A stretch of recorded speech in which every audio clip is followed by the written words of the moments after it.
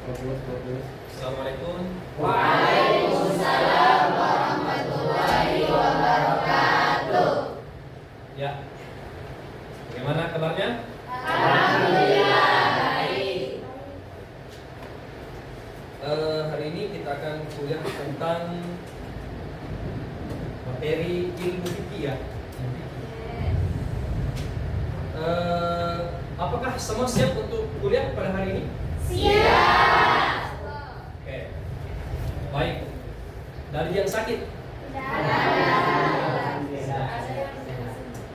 Ada yang izin? Oke, baik, tidak apa-apa.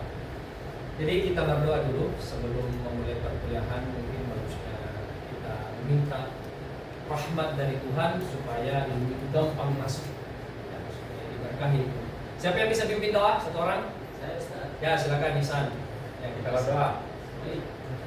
Bagi teman-teman sekalian, untuk mengawali kegiatan kita pada hari ini, alangkah baiknya kita berdoa sehingga kita diberikan pemahaman yang baik tentang pelajaran yang akan kita jalani.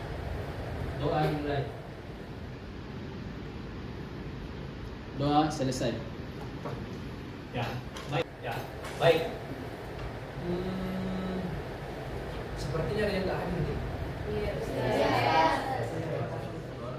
Saya absen dulu. Ya, Islam. Hadir Ustaz. Hadir. Rahma. Hadir Ustaz. Oke. Fatur. Hadir Ustaz. Ya, Ihsan. Hadir Ustaz. Ya, oke. Siapa yang tidak hadir? Baik. Rehan kenapa? Sakit. Oh, sakit ya. Mudah-mudahan temannya bisa segera sembuh ya supaya bisa berkumpul kuliah pada hari ini. Amin. Ya, baik. Sebelum saya memulai materi pada hari ini, mungkin bagusnya saya persepsi dulu. Saya tanya apa yang didapatkan pekan lalu. Ya, apa yang didapatkan pekan lalu supaya tidak sia-sia itu pembelajaran kita pekan lalu. Apa materi kita pekan lalu? Sumber hukum Islam yang disepakati. Sumber hukum Islam yang disepakati. Artinya tidak ada ulama yang mengoreksi atau yang menentang atau berselisih tentang sumber hukum itu.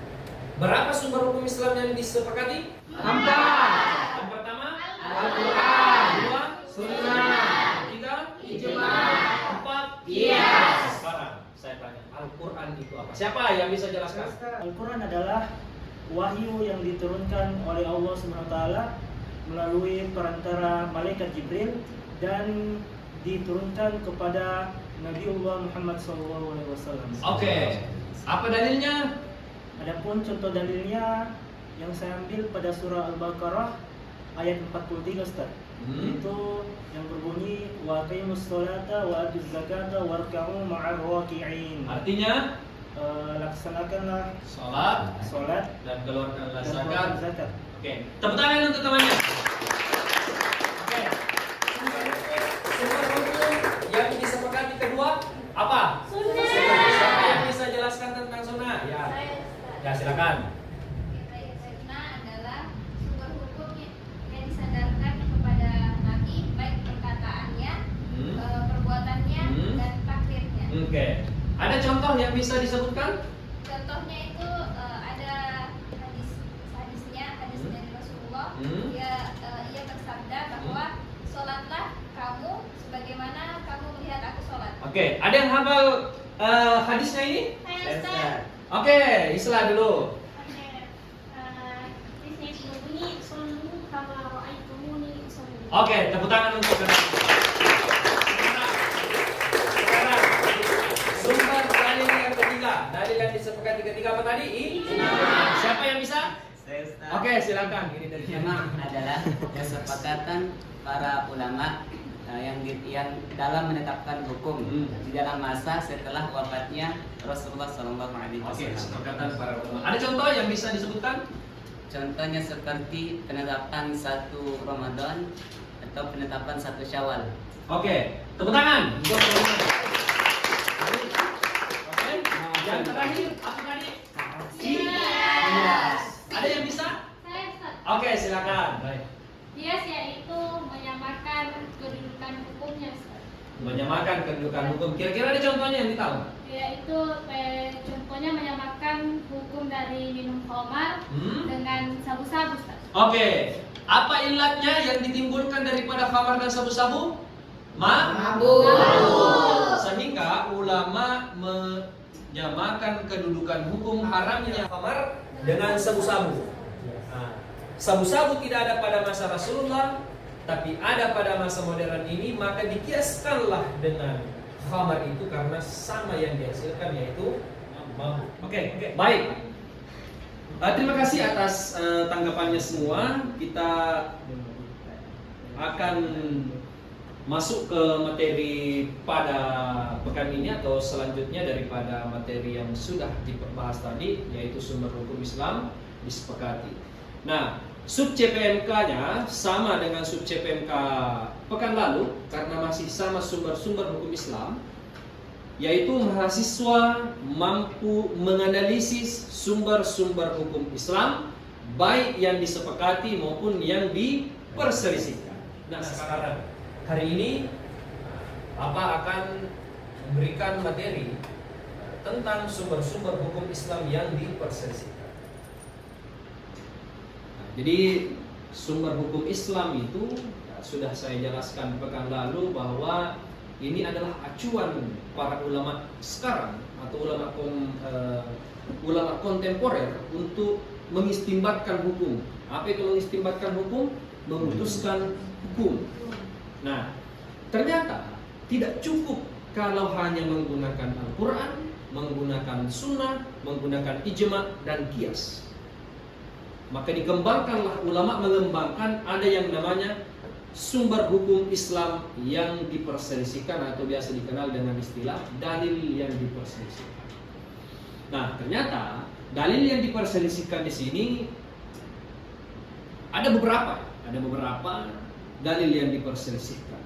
Kenapa diperselisihkan? Karena tidak semua ulama menyepakati dalil ini untuk dijadikan sebagai sumber hukum. Tidak sama Al-Quran, tidak sama ijma, tidak sama sunnah, tidak sama dengan qiyas. Al-Quran tidak ada ulama yang berselisih tentang Al-Quran. Sunnah tidak ada ulama satupun yang berselisih tentang sunnah. Apa yang berselisih? Paling tafsir ataupun misalnya perbedaan pandangannya ulama menafsirkan satu ayat, perbedaan pandangannya ulama tentang hadis, nah itu biasa di situ. Tapi kalau matanya itu tidak pernah diperselisihkan. Ijma jelas definisinya adalah kesepakatan para ulama dan qiyas menyamakan kedudukan hukum mengambil dari Al-Quran. Nah, sekarang yang pertama yaitu istihsan. Ya, istihsan. Ada yang bisa baca ini istihsan? Saya adalah metode pengambilan keputusan hukum yang berdasarkan pada pertimbangan kebaikan dan kemudahan bagi masyarakat. Oke. Jadi istihsan ini dijadikan sebagai sumber hukum dikarenakan menimbang atau melihat dari perspektif kebaikannya yang terjadi. Terkadang kan kita menemukan kalimat ini tidak boleh dilakukan, tidak pernah terjadi pada masa Nabi.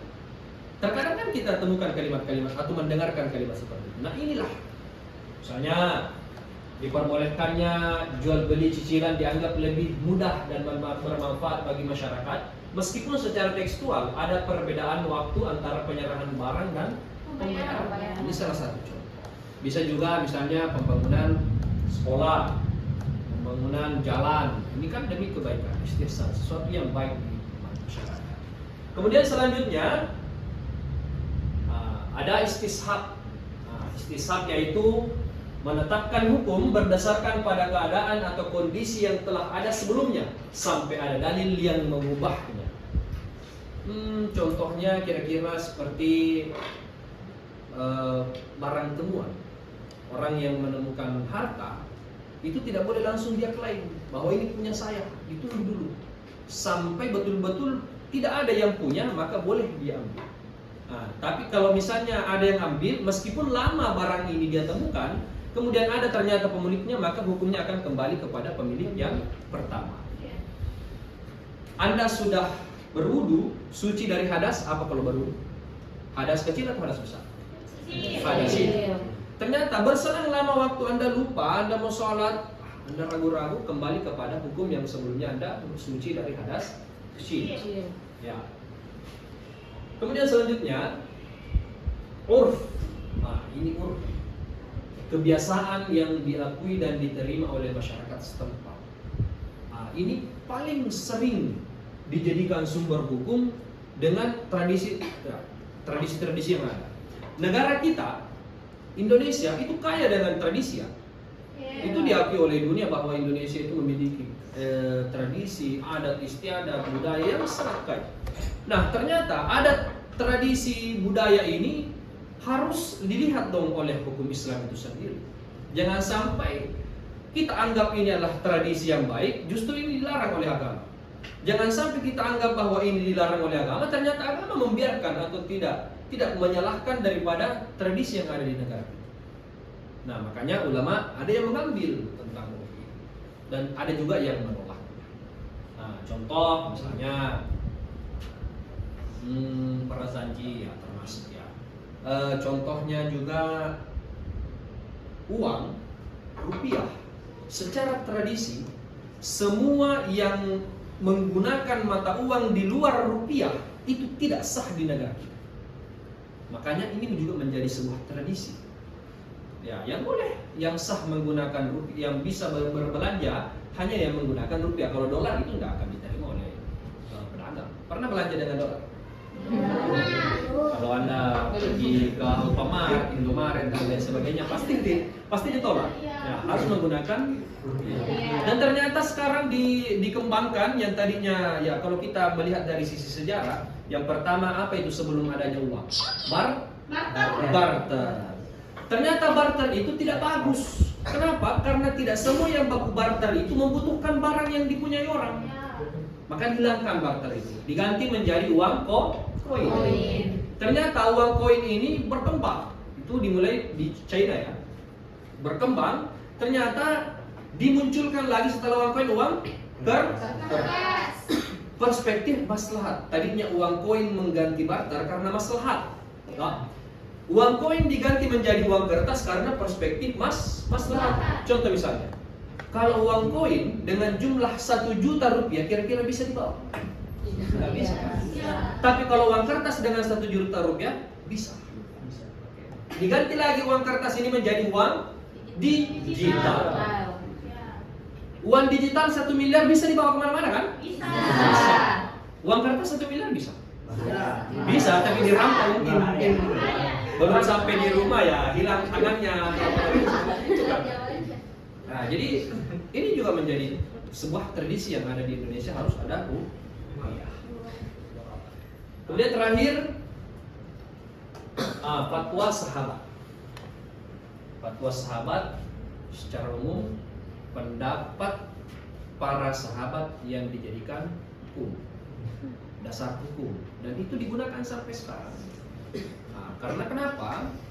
Kenapa fatwa sahabat dijadikan sebagai sumber hukum Islam yang diperselisihkan?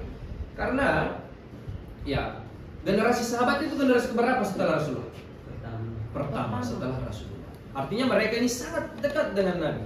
Ada yang tahu apa itu definisi sahabat? Oke, apa? Sahabat adalah orang yang hidup sezaman dengan Nabi SAW dan dia adalah seorang yang Islam. Betul. Jadi ada tonji orang yang hidup pada masa Nabi tapi bukan Islam, maka tidak dikatakan sahabat. Nah, jadi fatwa sahabat ternyata bisa dijadikan sebagai sumber hukum yang setelah Rasulullah SAW. Ya, ada banyak sih sebenarnya contoh, nanti kita akan kembangkan dalam diskusi contoh daripada fatwa-fatwa sahabat. Oke, saya kira pengantar atau penjelasan sedikit daripada saya supaya materi ini bisa berkembang. Saya akan membagi 5 kelompok saja ya. 5 kelompok untuk mendiskusikan masing-masing sumber hukum ini: istisham, istishab, urf, maslahah mursalah, dan fatwa sahabat atau biasa dikenal dengan qaul sahabat. Oke. Jadi kelompok sudah dibagi. Kelompok 1 silakan menjelaskan sedikit tentang istihsan. Ya, siapa yang bisa menjelaskan dari kelompok satu ini? Silakan. Yang saya dapat tangkap pada materi istihsan ini adalah di mana metode ini atau sumber hukum ini itu metode pengambilannya adalah dengan menganggap sesuatu karena pertimbangan kebaikan atau Oke. kemudahan bagi masyarakat. Kira-kira ada contoh nggak yang bisa? Contohnya penggunaan transportasi yang memang sebelumnya belum ada pada zaman Nabi, akan tetapi karena pertimbangan kemudahan bagi masyarakat sehingga dibolehkan. Oke.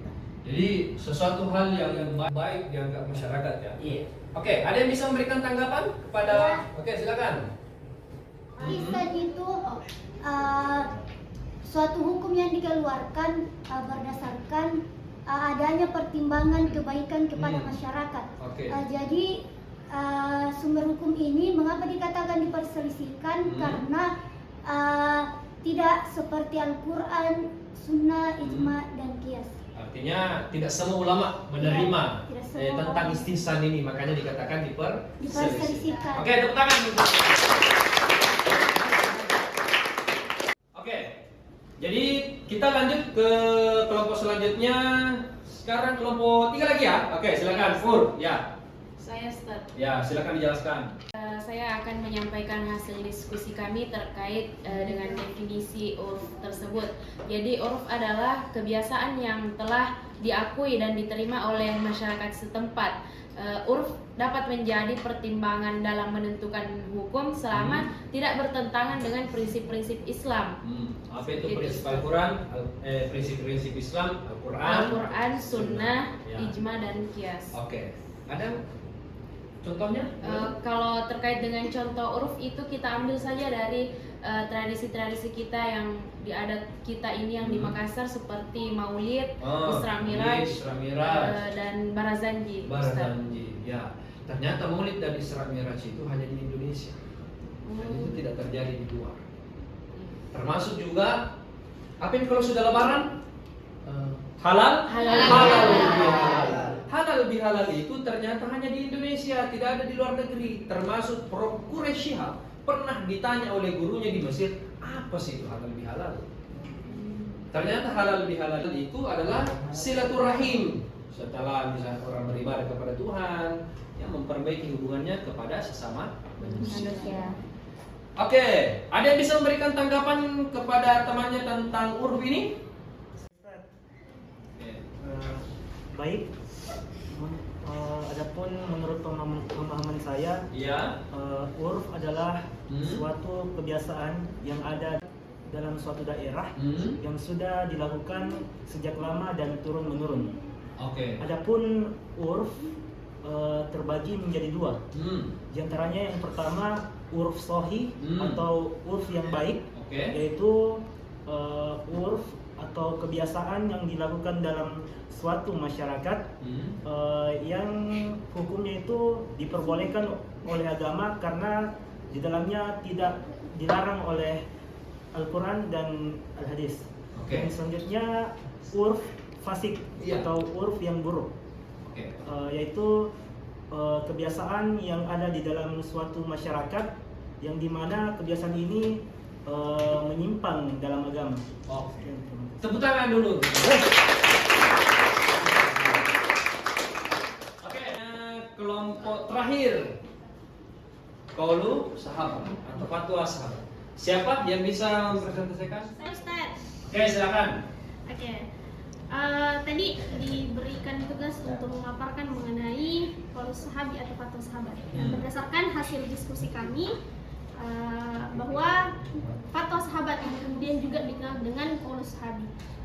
Ketika ditinjau dari etimologi atau secara bahasanya, qaul sahabi itu berarti qaul yaitu perkataan, qaul sahabat yaitu sahabat sendiri. Oke. Sehingga bisa kita simpulkan bahwa qaul sahabat itu merupakan sahabat. Perkataan sahabat yang dimaksud di sini baik itu perbuatan, maksudnya jawaban, kemudian pendapat ataupun penetapan hukum daripada sahabat-sahabat yang tidak ada pada masanya Rasulullah. Oke. Ada contoh? Ada Ustaz. Tadi sudah dijelaskan atau dipaparkan sama kelompok kami. Satu contohnya itu adalah pengkodifikasian Al-Quran pada masanya sahabat. Nah, kemudian Ini terjadi pada masa Ali. Yes. Sorry. Sayyidina Usman. Siapa yang pertama? Abu Abu Bakar. Bakar. Sayyidina Abu Bakar yang didorong oleh Umar. Ya, Ustaz. Oke, lanjut. Kemudian ada juga sholat tarawih yang sebelumnya ada 8 rakaat dibentuk atau Ya, di dalam hadis. ya. Menjadi 20 rakaat. Oke, itu terjadi pada masa Umar. bin Khattab. Ya, Ustaz. Oke, ada yang bisa memberikan tanggapan? Ustaz, Oke, silakan. jadi yang saya pahami yaitu fatwa sahabat adalah hukum yang dikeluarkan oleh sahabat yang tidak pernah dilakukan pada masa Rasulullah SAW atau pada masa Nabi. Kemudian fatwa sahabat ini tidak semua ulama menggunakannya sebagai sumber hukum sehingga disebut sebagai sumber hukum yang diperselisihkan. Oke, kita berikan tepuk tangan. Baik, terima kasih anak-anak semua, adik-adik, ya saya panggil juga adik-adik boleh memberikan masukan, memberikan materinya, menjelaskan materinya tentang sumber-sumber hukum Islam yang diperselisihkan, istishab, urf, dan masalah mursalah serta fatwa sahabat. Jadi istihsan tadi adalah apa? Sesuatu yang baik dalam masyarakat itu yang diambil. Kemudian urf yaitu tradisi yang terjadi di tengah masyarakat. Nah, ini sudah lama terjadi di tengah masyarakat dan betul yang dikatakan tadi, siapa namanya saya lupa? Zaki, betul. Bahwa ada dua, itu ternyata di dalam bukunya Syekh Wahab Khalaf, kalau tidak salah bukunya judulnya Usul Fiqh, dia membagi dua, urf sahih dan urf fasik. Urf sahih yaitu urf yang tidak bertentangan dengan Al-Quran, artinya tidak ada Al-Quran, dalil ayat, dalil hadis yang menentang tentang tradisi itu. Nah, misalnya tadi yang disebutkan oleh Rahma, Maulid, Barazanji, Isra dan Mi'raj. Barazanji terkadang ada orang yang membid'ahkan. Nah, tetapi ternyata isi daripada Barazanji itu mengulas tentang sejarah kehidupan Nabi. Bahkan di dalamnya banyak selawat. Nah, kita tahu bahwa di dalam Al-Quran ada ayat tentang Innallaha wa malaikatahu yusholluna 'alan nabi ya ayyuhalladzina amanu shollu 'alaihi wa sallimu taslima. Allah memerintahkan kepada hambanya untuk berselawat kepada Rasulullah sallallahu alaihi wasallam. Artinya Barazanji itu belum ada dalil yang menentang tentang tradisi Barazanji itu. Terus ada juga tadi tradisi atau urfa fasik yang bertentangan dengan Al-Quran. Ternyata di negara kita ini seperti yang baru-baru ini dan masih berlangsung sekarang, yaitu pendaftaran ujian calon pegawai negeri sipil. Itu sepertinya keajaiban dunia ke-8. Kenapa? Karena jutaan orang mau semua menjadi pegawai negeri sipil. Dan masih ada saja orang atau oknum yang mengatasnamakan sebagai calo atau orang yang menjamin seseorang untuk lulus menjadi calon pegawai negeri sipil dengan dalih bahwa ini adalah tradisi, ini adalah kebiasaan, ini sudah tidak bisa dihindari. Nah, meskipun ini adalah tradisi, maka wajib hukumnya untuk dihindari. Kenapa? Karena dia bertolak belakang dengan Al-Quran. Apalagi kira-kira money politik. Kan? Pilkada, ini sekarang mau pilkada orang. Dan ternyata money politik itu mentradisi di daerah sekitar kita. Itu tidak segan-segan itu tim sukses Berapa suara di rumah tapak? Kan gitu kan? Ya, KTP tak dulu betul. Nah, dia minta KTP. Kakak dia seakan-akan ini sekarang satu suara 300.000, 200.000. Beras setengah liter, minyak setengah liter dan lain sebagainya. Ini tradisi yang dilarang. Ingat, meskipun ini adalah tradisi, tapi fasik, dilarang oleh Allah. Oke, kemudian selanjutnya ada lagi qaulul sahabat, pendapat para sahabat yang ternyata ulama mengambilnya juga sebagai sumber hukum Islam, ya, sumber hukum Islam. Oke, saya kira itu penguatan daripada saya. Kira-kira ada yang mau bertanya? Saya Ustaz. Ya, silakan. Pertanyaan saya itu adalah menyangkut pada bagian urf itu. Iya. Yaitu mengapa sebagian urf itu banyak dikatakan atau digolongkan sebagai bid'ah. Oke, bid'ah. Siapa namanya? Muslimin Ustaz. Muslimin. Oke, baik. Pertanyaan dari Muslimin sangat bagus ya, bahwa mengapa sebagian daripada urf itu dikatakan bid'ah. Ada pendapatnya Imam Syafi'i mengatakan ada dua bid'ah, bid'ah hasanah dan bid'ah dhalalah. Apa itu bid'ah hasanah? Bid'ah yang baik. Bid'ah dhalalah, bid'ah yang sesat. Wa kullu bid'atin dhalalah wa kullu dhalalatin finnar. Tapi ternyata ada juga kelompok yang mengatakan semua bid'ah itu dhalalah, sesat. Ternyata Imam Syafi'i tidak, ada yang dhalalah, ada juga yang hasanah. Ya, apa sebenarnya itu bid'ah? Sesuatu yang baru, yang tidak dicontohkan oleh Rasulullah SAW. Misal, saya kasih lihat bid'ah hasanah. Ada pernah Nabi bertanya kepada Bilal. Tahu Bilal? Bilal bin Rabah yang muazzin. Dia bertanya, wahai Bilal, amalan apa yang engkau lakukan sehingga saya melihat sendalmu di syurga? Kalau kita melihat dari pertanyaan Nabi kepada Bilal, itu artinya Nabi tidak tahu kan? Nabi tidak pernah lakukan kan? Ada amalan yang dilakukan oleh Bilal, tapi Nabi tidak tahu. Bukankah itu bid'ah? Bid'ah kan? Kan tidak dicontohkan Nabi. Ternyata apa jawaban Bilal? Ya, saya mengikuti semua sunnahmu ya Rasulullah. Ada ibadah yang kau lakukan. Apa? Ternyata dia melakukan sholat sunnah setelah setiap selesai berwudu. Kalau kita menganalisis hadis dari Nabi ini, ternyata ada amalan, ada sebuah ada amalan yang dilakukan yang tidak pernah dilakukan Nabi, tapi dilakukan oleh Bilal. Justru Nabi itu tidak mengharamkan.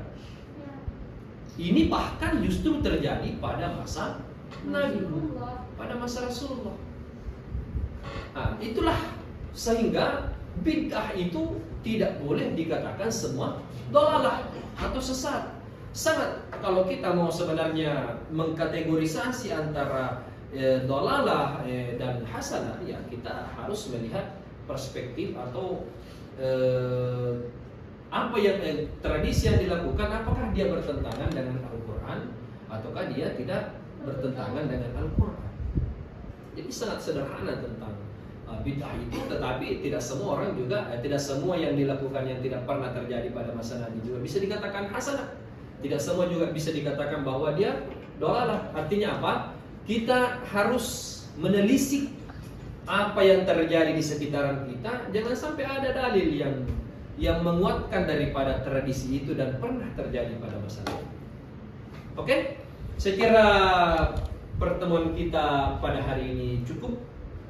Sebelum saya mengakhiri daripada perkuliahan kita, supaya saya tahu bahwa adik-adik semua paham tentang dalil yang diperselisihkan atau tema pada hari ini, saya sudah membuat kuis beberapa pertanyaan di dalam Lentera LMS ya, LMS kita di UIN.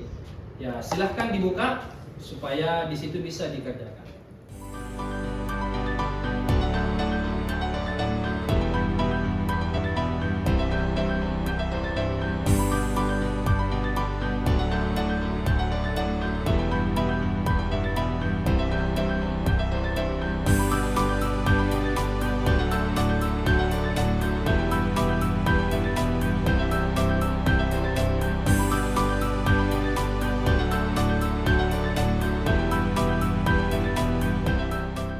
Setelah menyelesaikan kuis tadi, saya meminta satu daripada temannya untuk menyimpulkan daripada perkuliahan kita pada hari ini. Siapa?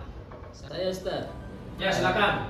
Baik, adapun yang dapat kita simpulkan dari sumber hukum yang diperselisihkan itu adalah yang pertama tadi kita ketahui bahwa istihsan di sini mengerucut pada sesuatu yang baik.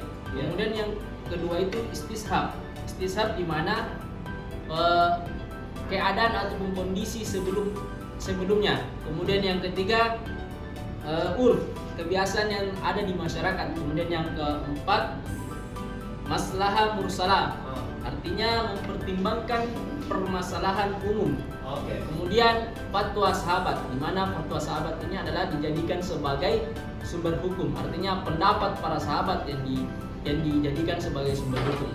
Dengan 5 sumber hukum yang diperselisihkan ini, itu dapat kita ketahui bahwasanya tidak selamanya sumber hukum ini tidak dapat dijadikan dalam menetapkan sebuah hukum, tetapi ada juga baiknya untuk kita mengambil sumber hukum tersebut untuk dijadikan dalam menetapkan sebuah hukum. Misalnya kayak urf tadi, kalau kita tidak menjadikan urf itu sebagai sumber hukum, maka yang kita ketahui bahwasanya di Indonesia ini kan banyak adat, banyak suku dan budaya, maka dia harus pandangan hukum Islam harus berpacu juga pada adat istiadat yang ada, keadaan yang ada di masyarakat. Mungkin untuk cukup sekian. Terima kasih. Oke, tepuk tangan untuk. Oke, baik, itulah tadi simpulan dari saudara Ihsan yang sangat luar biasa. Ihsan saya anggap sudah mewakili daripada semua daripada hasil perkuliahan kita pada hari ini. Sebelum saya akhiri, saya berikan quotes. Ada quotes yang mengatakan bahwa barang siapa yang bermalas-malasan belajar saat ini, maka siaplah untuk menghadapi perihnya kemenuhan di masa yang akan. Ada nasihatnya Imam Al-Ghazali mengatakan sesuatu yang paling jauh daripada sisi manusia adalah masa lalu yang telah kita lewati. Sekian, Allahul muwaffiq ila aqwamit thariq. Assalamualaikum warahmatullahi wabarakatuh. Waalaikumsalam.